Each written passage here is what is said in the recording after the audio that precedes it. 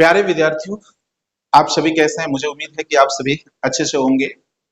और सबसे पहले झारखंड के सपूत जननायक आदिवासियों के आवाज और झारखंड राज्य को अलग एक पहचान दिलाने वाले दिसोम गुरु शिबू सोरेन के दिवंगत आत्मा को भावभीनी श्रद्धांजलि देते हुए भगवान से प्रार्थना करते हैं कि उनके दिवंगत आत्मा को शांति मिले और भगवान उनके श्री चरणों में स्थान दे।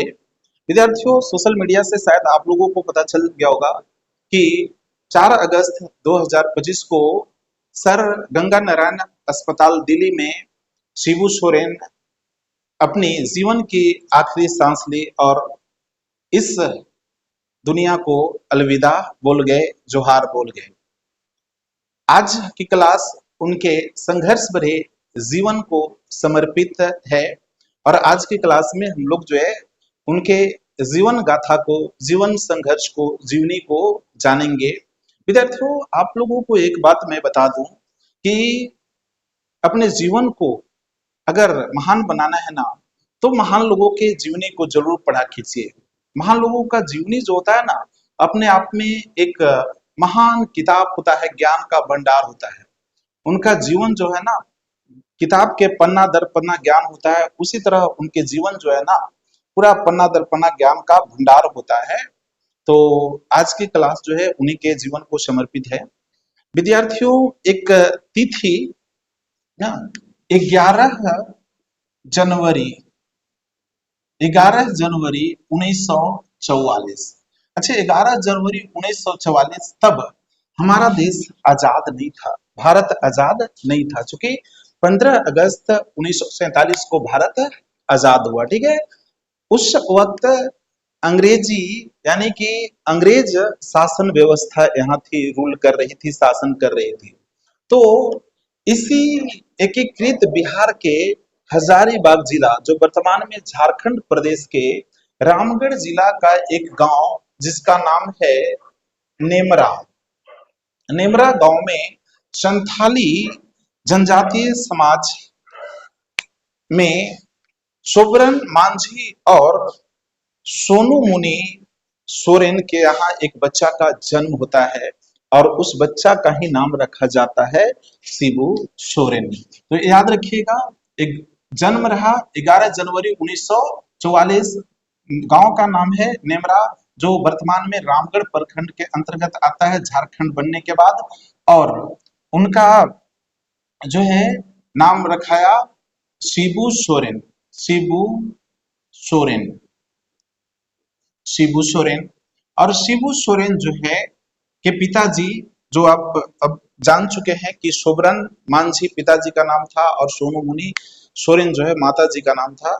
शिबू सोरेन के पिताजी सोबरन मांझी जो थे, सामान्य शिक्षक के रूप में काम कर रहे थे, साथ ही सामाजिक कार्यकर्ता, समाज के बीच जा करके सामाजिक चेतना को बढ़ाने का भी काम करते थे। क्योंकि उस वक्त जो है ना, यहाँ पे महाजनी प्रथा से गरीब किसान लोग जकड़े हुए थे। संथाल में जनजातीय परिवार जकड़े हुए थे महाजनी प्रथा, सुदखोरी प्रथा से, और इसके प्रति लोगों को जागरूक किया करते थे उनके पिताजी सोबरन मांझी जो है। और शिबू सोरेन के दादाजी, जिनका नाम चरण मांझी था, वो रामगढ़ है राजा कामाख्या सिंह नारायण के यहाँ टैक्स तहसीलदार थे। अब टैक्स तहसीलदार होता क्या है भाई, राजा के दरबार में हुआ करते थे जब अंग्रेजी शासन यहाँ पे चल रही थी। तो टैक्स तहसीलदार जो है गांव तक के किसान लोगों से, गरीब लोगों से टैक्स तहसील करके और राजा के यहाँ सौंप दिया करता था, और उसके मेहनता के बदले कुछ उसमें से रकम या कुछ जमीनें दे दी जाती थी, जिससे अपने जीवन यापन कर सके। इस तरह कहें तो शिबू सोरेन के परिवार के पास कुछ अच्छी खासी जमीनें भी थी। तो यहाँ पे जो सुब्रत मांझी थे, शिबू सोरेन के पिताजी, जो लोगों को के बीच जा जा करके लोगों को महाजनी प्रथा के प्रति जागरूक किया करते थे, नशाखोरी के प्रति जागरूक किया करते थे, शिक्षा के लिए लोगों को प्रेरित किया करते थे। तो अब सोचिए कि जो महाजनी प्रथा से पोषित लोग हैं, जिनको फायदा होता था, वो कहीं ना कहीं उनके नजर में जो है इनके पिताजी किरकिरी बन के रह जाएंगे। तो उसी तरह किरकिरी बन गए थे, क्योंकि उनका सारा धंधा जो है महाजनों का इसी महाजनी प्रथा, सुदखोरी प्रथा से चल रहा था। अब सुदखोरी महाजनी प्रथा क्या थी? क्योंकि महाजन लोग जो है ना, गांव के किसान गरीब लोगों के यहाँ पहुंचते थे, और चूंकि किसान के यहाँ, गरीब के यहाँ तो भाई मजबूरी, कभी बीमारी है तो कभी बेटी की शादी है, इस तरह में मजबूरी में पैसा दे दिया करते थे, उसके बदले एक भारी भरकम ब्याज थोप देते थे। और उस पैसे को ब्याज के साथ चुकाने में जब असमर्थ होते थे, तो लोगों को अपनी पैतृक जमीन जो है उन्हें सौंप देना पड़ता था, और महाजन लोग जो है जमीन को हड़प लेते थे, ले लेते थे, इस तरह कहिए, ऐसी थी। और गरीब जो है गरीब का गरीब ही रह जाता था, इस तरह शोषित हो रहे थे। दूसरी तरफ लोग नशे के लत में भी शिकार हो चुके थे, डूब चुके थे, तो इसके प्रति उनके पिताजी काम कर रहे थे। तो इनके शिबू सोरेन के एक बड़े भाई भी थे, जिनका नाम था राजा राम सोरेन। राजा राम सोरेन। तो ये दोनों भाई को गोला रोड स्थित रामगढ़ के एक हॉस्टल में रखा जाता है पढ़ाई करने के लिए। अब उनके पिताजी सुब्रत मांझी को ये लगा कि अपने जो बच्चे हैं दो, तो इन लोगों की अच्छी तरह से पढ़ाई हो, किसी तरह का रुकावट नहीं आए, क्योंकि वो तो अच्छी तरह से देख पा रहे थे कि अनपढ़ लोग कैसे शिकार बनते जा रहे हैं सुदखोरी और महाजनी प्रथा के चक्कर में। तो लोगों को, मतलब उनको लगा कि इन दोनों को घर से दूर रह करके और पढ़ाई करवाए तो अच्छा रहे, तो हॉस्टल में इन लोग रह रहे थे। अब एक तिथि आप लोगों को और याद रखना चाहिए विद्यार्थियों, वो तिथि थी 27 नवंबर। 27 नवंबर 1957। 27 नवंबर 1957 को शिबू सोरेन के पिताजी सुब्रत मांझी जो है अपने एक सहयोगी के साथ इन लोगों को, यानी कि गोला रोड स्थित रामगढ़ में जो हॉस्टल था जहां रह करके इन दोनों भाई पढ़ रहे थे, उन लोगों को खाना खर्ची, चावल दाल और कुछ खर्चा जो लेकर के पहुंचाने जा रहे थे। तो उसी बीच, यानी अपने घर से जब चले रामगढ़ के लिए, तो रास्ते में एक लुरैया टांड़ गांव के समीप जो महाजन लोग थे उनको पकड़ करके और पीट पीट करके बेरहमी से हत्या कर दिया था। ठीक है। और हत्या कब किया दीजिए? 27 नवंबर 1957 को ना लुकरैया टांड़ गांव के समीप महाजनों ने हत्या कर दिया था इनके पिताजी को। ठीक है, सोबरन मांझी को। तो फिर इस दुख से जो है ना शिबू सोरेन जो है ना एकदम तिलमिला गए। ठीक है, मतलब इन पर चूंकि पहाड़ टूट पड़ा था। इस वक्त जानते हैं शिबू सोरेन की उम्र जो थी मात्र 13 वर्ष की थी। 13 वर्ष के शिबू सोरेन उस वक्त थे, और उस वक्त लगभग लगभग अपनी जो है 10वीं की पढ़ाई पूरा कर सके थे। 10वीं तक ही पढ़े लिखे थे शिबू सोरेन। ठीक है, अब उनका जो है ना पढ़ाई से बिल्कुल ध्यान जो है टूट गया, हट गया, मोह भंग हो गया पढ़ाई को लेकर के, और उन्होंने अपने जीवन की एक अलग तरह से शुरुआत करने का ठाना। ठीक है, और उसके बाद जो है कुछ सालों तक तो उनका जो है ना ये संतुलन नहीं अच्छा रहा। इसके बाद एक हजारीबाग में व्यक्ति से मुलाकात हुई, जिनका नाम था लाल केदारनाथ सिन्हा, जो फॉरवर्ड ब्लॉक के नेता थे। अब उनके संपर्क में आने से वो कुछ ठेकेदारी पटदारी के कामों में लग गए, जिससे उनका मतलब कि घर चलाने के लिए पैसा आ सके, इस तरह वो काम करने लगे। इसी बीच आपको ठेकेदारी पटदारी करते हुए, चूंकि उनके अंदर जो है ना एक आग, बदले की आग की ज्वाला भड़क रही थी, पिता का बदला भी लेना था।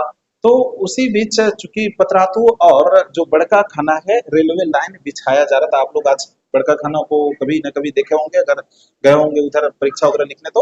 तो उसी बीच रेलवे लाइन बिछाया जा रहा था, वहां कुछ काम को देखभाल करने के लिए शिबू सोरेन को काम मिल जाता है, लेकिन काम में उनको मन नहीं लगता है। बस वही जो आग थी पिता के बदले की ना, और वहां जो लोगों को शोषित होते हुए बहुत करीबी से शिबू सोरेन देखा था, इसी को छुटकारा दिलाने के लिए, अपने पिता का बदला लेने के लिए उन्होंने फिर काम छोड़ करके और लोगों के बीच जा जा करके और जागरूक करने में लग गए।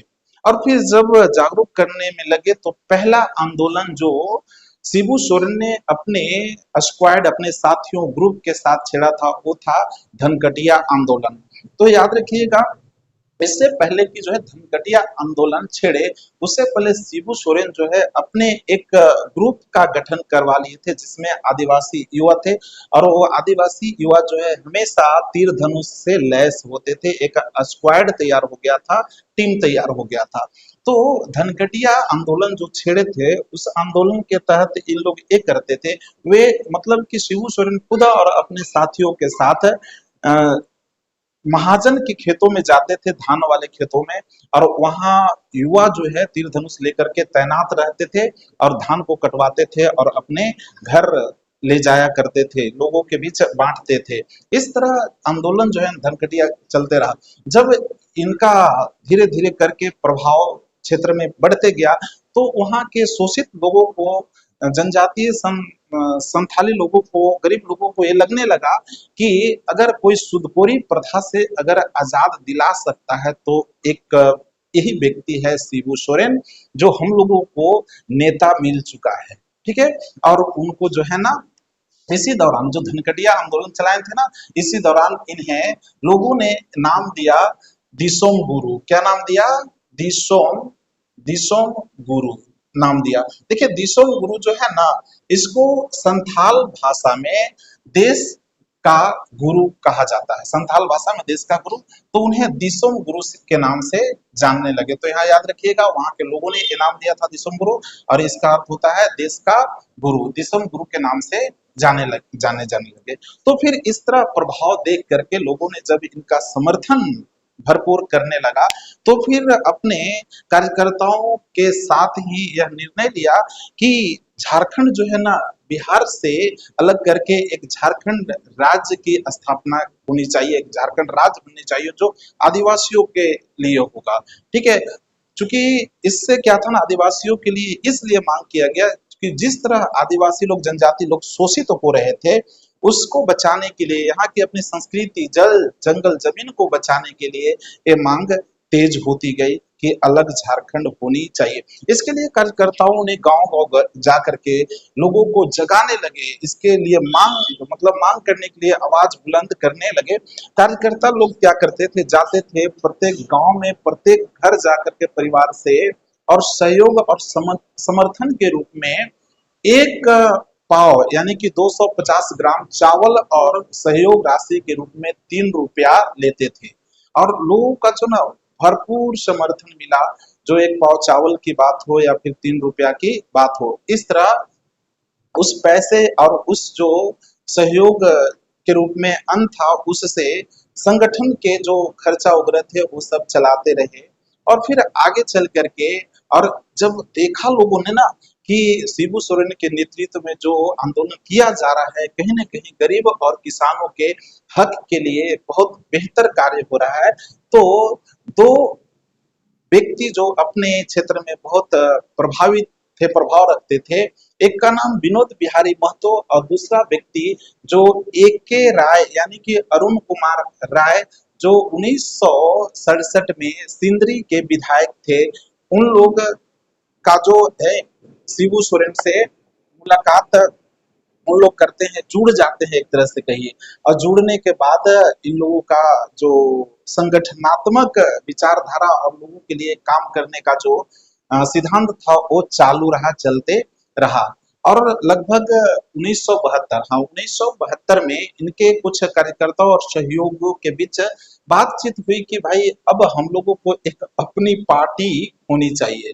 विचार विमर्श 1972 में उन लोगों ने सोचना चालू किया, और 4 फरवरी 1973 में जा करके AK राय यानी कि अरुण कुमार राय, जो बांग्लादेश और वियतनाम के संघर्ष से प्रभावित थे, वहां के मार्क्स जो वादी विचारधारा से उससे प्रभावित होकर के AK राय ने के निर्देश में इस पार्टी का गठन किया जाता है, जिसका नाम होता है JMM यानी कि झारखंड मुक्ति मोर्चा।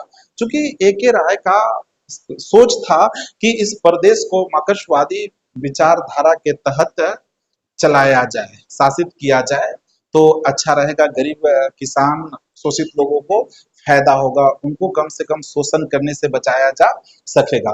तो आप एक चीज को याद रखेंगे, 4 फरवरी 1973 को जेएमएम का गठन किया गया, ठीक है, किसके निर्देशन में? तो ए के राय यानी कि अरुण कुमार राय के निर्देशन में किया गया। और इसके प्रथम जो अध्यक्ष बने थे वो बने थे विनोद बिहारी महतो। और शिबू सोरेन जी जो है वो संगठन के प्रथम महासचिव बने थे। याद रखिएगा ये दोनों पॉइंट्स को। और उनके हाथों में पार्टी का बागडोर दे दिया गया। अब एक चीज और याद रखेंगे, पूर्ण रूप से 1987 से जेएमएम के अध्यक्ष रहे थे, राष्ट्रीय अध्यक्ष कह लीजिए या केंद्रीय अध्यक्ष कह लीजिए, 1987 से अप्रैल 2025 तक शिबू सोरेन रहे थे। और फिर उसके बाद स्वास्थ्य खराब रहने के कारण अपने पुत्र हेमंत सोरेन जो वर्तमान में मुख्यमंत्री हैं उनको सौंप दिए, और उसके बाद से हेमंत सोरेन जेएमएम के अध्यक्ष हैं, ठीक है। तो उसके बाद फिर क्या हुआ कि उन लोगों ने अब तो पार्टी का गठन कर लिया भाई। पार्टी का गठन करने के बाद उनको एक राजनीतिक मतलब कैरियर बनाने के लिए लोगों ने प्रेरित किया। पहली बार जब राजनीतिक कैरियर बनाने के लिए लोगों ने प्रेरित किया, राजनीतिक में आने के लिए प्रेरित किया, तो पहली बार बड़दंगा पंचायत से मुखिया का चुनाव लड़े। हालांकि इसमें उन्हें हार मिली। और उसके बाद चूंकि अब तक तो अपनी पार्टी बन चुकी थी जेएमएम, तो 1977 ईस्वी में उन्होंने जेरेडी विधानसभा सीट से चुनाव लड़ा, और इसमें भी हालांकि उनको हार मिली। लेकिन जो उनका सोच था वो रुका नहीं। और रिमेम्बर, याद रखिएगा, जब वो धनकटिया आंदोलन चला रहे थे तब भी बहुत ऐसे जो बदला लेना था उनको भरपूर बदला लिए। बदला लेने का मतलब ये हुआ कि जो सामने मतलब उनके रास्ते में आते थे, लगता था कि ये कहीं ना कहीं हमारे संथाल समाज को, गरीब परिवार को शोषित कर रहा है, तो उनको मतलब मौत के घाट भी उतारे थे, जिसके कारण कई बार उनको जेल जाना पड़ा था। और कई बार जब वो सरकार बनते थे तो उनको इस्तीफा देना पड़ता था, ठीक है। तो ये अलग मैटर है, हम जो पॉजिटिव पक्ष है उसको आपके सामने रखेंगे। तो फिर जब उन्होंने चुनाव लड़ा जरीडीह विधानसभा से, तो हार मिली। और इसके बाद 1977 के बाद फिर डायरेक्ट दुमका के लोकसभा सीट से चुनाव लड़े 1980 के दशक में।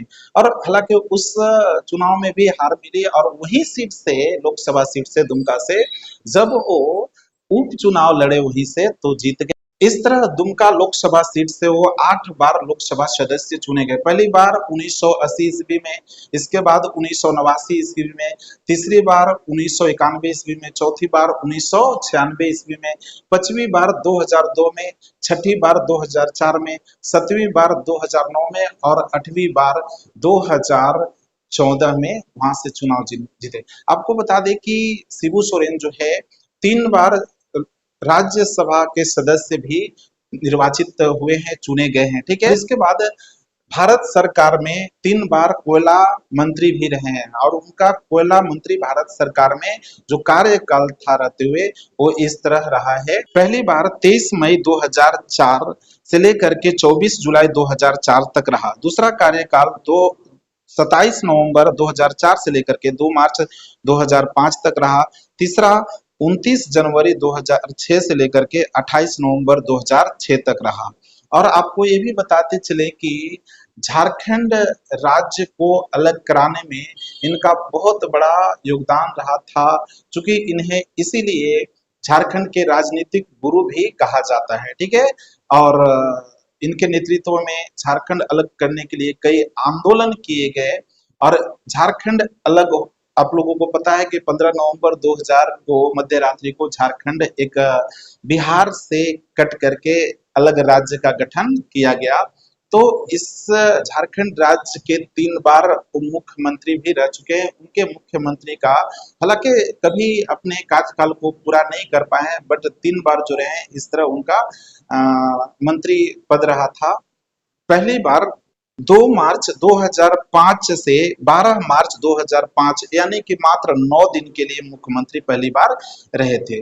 दूसरी बार 27 अप्रैल 2008 से 18 जनवरी 2009 तक रहे थे। तीसरी बार 30 दिसंबर 2009 से 31 मई 2010 तक रहे थे। तो इस तरह उनका जो है ना राजनीतिक में जो सफलता मिली थी, जो पद हासिल किए थे और देश और झारखंड राज्य को सजने संवारने में अपना योगदान दिए थे। और अब आपको आखिरी वक्त में ये बताते चलो कि शिबू सोरेन जो 4 अगस्त 2025 को दिल्ली के सर गंगा नारायण हॉस्पिटल में अपनी आखिरी सांस लिए, उनकी पत्नी रूपी सोरेन थी और माता पिता का नाम तो पहले आप लोग जान चुके हैं, रूपी सोरेन। उनके 3 पुत्र, पहला पुत्र जिनको दुर्गा सोरेन नाम था, जो अब नहीं है, दिवंगत हो चुके हैं, विधायक रहने के दौरान ही उनकी जो है आकस्मिक कहिए मौत हो गई थी। उनकी पत्नी जो वर्तमान अभी अ, सीता सोरेन है, जो राजनीतिक में भी एक्टिव हैं। और दूसरा बेटा हेमंत सोरेन जो वर्तमान में अभी झारखंड का मुख्यमंत्री है, मुखिया है, और उनकी पत्नी कल्पना सोरेन है। और तीसरा जो लड़का छोटा वाला है बसंत सोरेन ना, वो भी राजनीतिक में एक्टिव है और जो एमएम से ही जुड़े हुए हैं। और इनका मतलब कि शिबू सोरेन के एक दूसरे स्थान में बेटी है जो अंजलि सोरेन है।